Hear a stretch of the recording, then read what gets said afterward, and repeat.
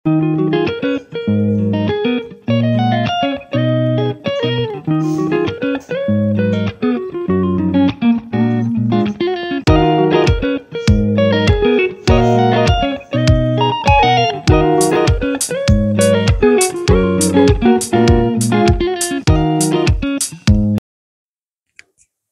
नमस्कार. मी सविताज लाईफस्टाईलमध्ये तुमचं अगदी मनापासून स्वागत आहे.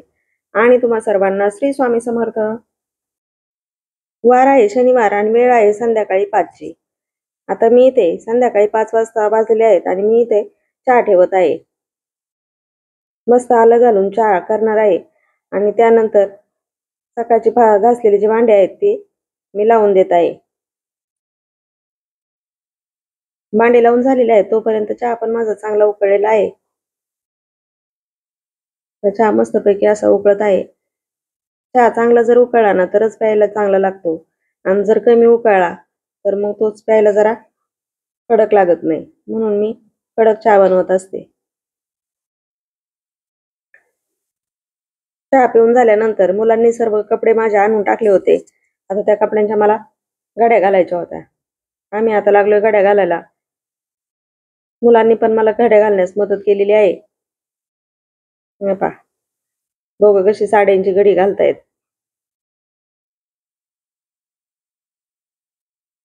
माझ्या पण बारकाल्या कपड्यांच्या घड्या घालून झाल्या आणि त्यानंतर मी लागले साड्यांच्या घड्या घालायला. साड्यांच्या घड्या घालून व्यवस्थित ठेवल्यात आणि आता बाकीच्या कपड्यांच्या परत एकदा घड्या घालत आहे. हे सगळं काम टीव्ही पाहता पाहता चाललेलं आहे. आता त्यानंतर मला करायचं आहे स्वयंपाक. आता मी इथे वांग केलेलं आहे. हिरव्या वाटणातील वांग इथं मी बनवलेलं आहे. त्यासाठी मी इथं 6-7 वांगे चांगले धुवून त्याला चीर देऊन ठेवलेले आहेत. त्यानंतर थोडेसे शेंगदाणे, हिरवी मिरची, लसूण, आलं, कोथिंबीर, कढीपत्ता हे सगळं वाटण तयार करून घेतलं आणि ते मिक्सरमध्ये बारीक करून घेतलं.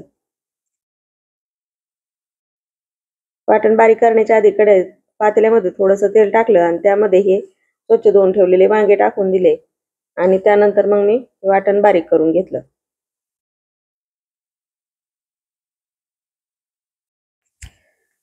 आता आपण पातेल्यामध्ये जे वांगे टाकले होते ते चांगले परतत आहेत. वांगे चांगले परतले ना मग खायला पण चांगले लागतात. हे पाहिजे माझं बाहेरचं वातावरण खूप छान आहे. आता इथे वांगे माझे चांगले अर्धे कच्चे शिजून निघलेले आहेत आणि आता ते मी काढून घेत आहे. वांगे काढून झाल्यानंतर त्याच पातेल्यात आपल्याला जिरी मोहरी फोडणी करून घ्यायची आहे.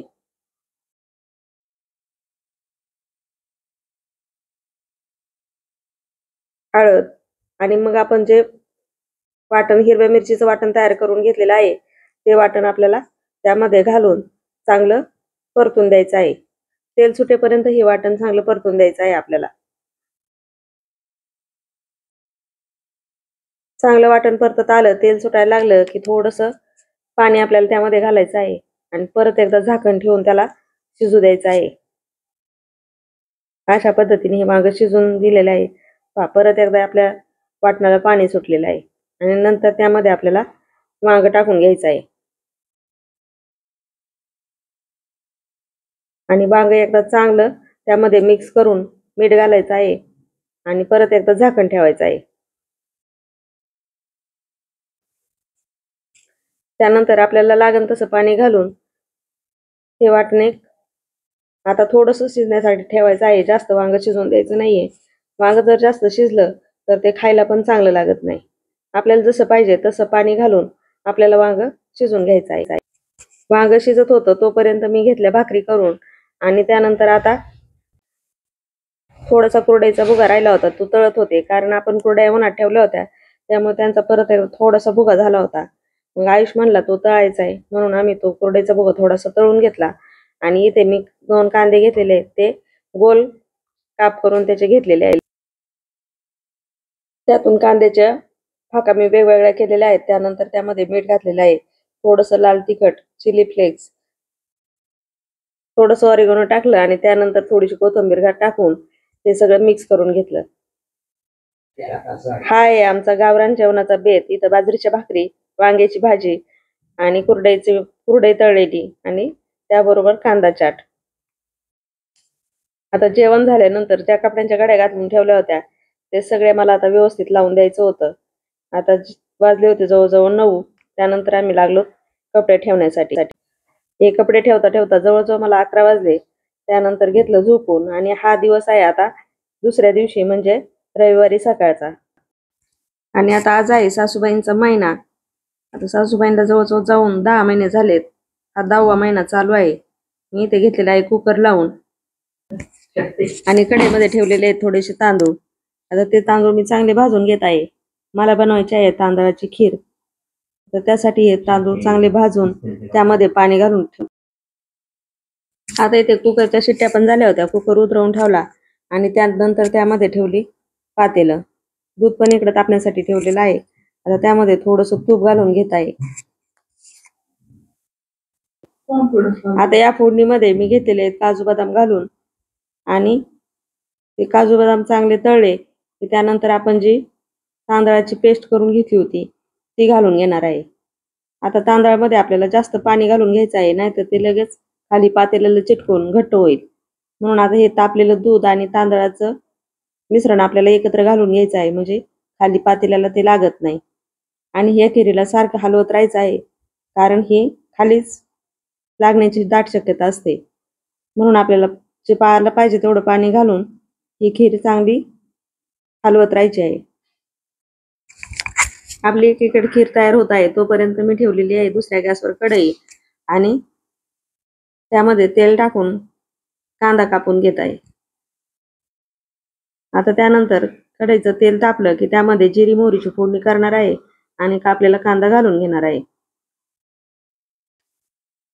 कांदा आपल्याला गुलाबी रंगावर तळून घ्यायचा आहे आणि तोपर्यंत मी इकडे वाटण तयार करत आहे. हिरवी मिरची, आलं, लसूण याचं वाटण मी तयार करून घेतलेलं आहे आणि इकडे खिरीला पण सारखं हलवत आहे. आता आपली खीर चांगलेली शिजलेली आहे आणि त्यामध्ये मी घेत आहे साखर घालून. साखर घातल्यानंतर विलायची पावडर घातलेली आहे आणि त्यानंतर थोडंसं जायफळ किसून घातलेलं आहे, म्हणजे आपल्या खिरीला चव पण चांगली येईल. तोपर्यंत इकडे आपला कांदा पण चांगला परतलेला आहे.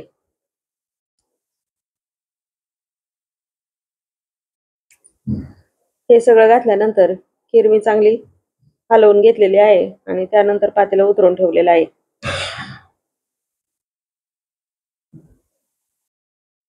आता इकडे तोपर्यंत आपला कांदा पण चांगला परतत आलेला आहे.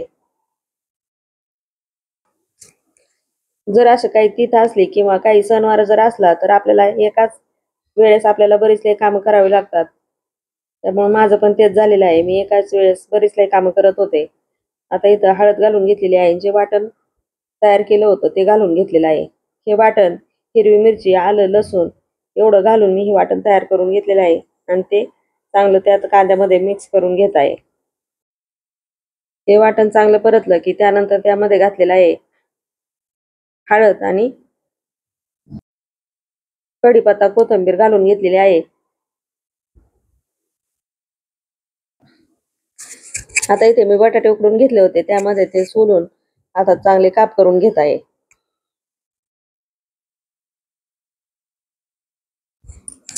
ते बटाटे मी ज्यावेळेस वरण भाताचा कुकर लावला होता त्याच टायमाला उकडायला ठेवलेले होते आणि ते चांगले उकडून झाले होते.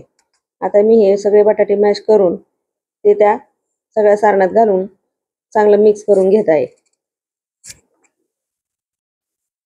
आता या भाजीमध्ये मीठ घालून वरतून कोथिंबीर घालून परत एकदा चांगलं मिक्स करून घेतलेलं आहे. तयार झाली आपली साधी आणि सिंपल बटाट्याची भाजी.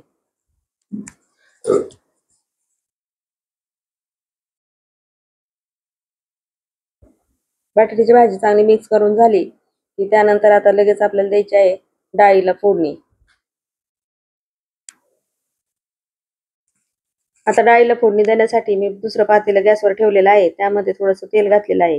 त्यानंतर मोहरी, जिरं, हळद, लसूण, हिंग, कढीपत्ता, कोथिंबीर आणि हिरवी मिरची घालून फोडणी तयार केलेली आहे. आता ह्या डाळीला फोडणी आपल्याला चांगली करकरीत द्यायची आहे, तेव्हा डाळीला चव चांगली येते. आता आपल्याला लागेल तसं पाणी घालून वरतून थोडंसं मीठ घालायचं आहे आणि त्यानंतर कोथिंबीर घालून डाळीला उकळी येऊन द्यायची आहे. इथे डाळीला उकळी येत आलेली आहे, तोपर्यंत मी इथे भांडे घासून घेतलेले आहेत. त्यानंतर परत थोडंसं किचनला हात मारलेला आहे, कारण अजून आपला स्वयंपाक शिल्लक आहे, पण जास्त खराब झाल्यामुळे मी एकदा किचनला हात मारून घेतलेला आहे. त्यानंतर इथं कुरडई पापड तळून घेत आहे. कुरडई पापड तळून झाल्यानंतर वड्या तळून घेत आहे. ह्या वड्या मी रात्रीच उकडून ठेवलेल्या होत्या, त्या आता फक्त मी तळून घेत आहे. आणि वड्या तळून झाल्यानंतर मी घेतलेल्या आहेत चपात्या बनवून आणि आपला स्वयंपाक झालेला आहे तयार.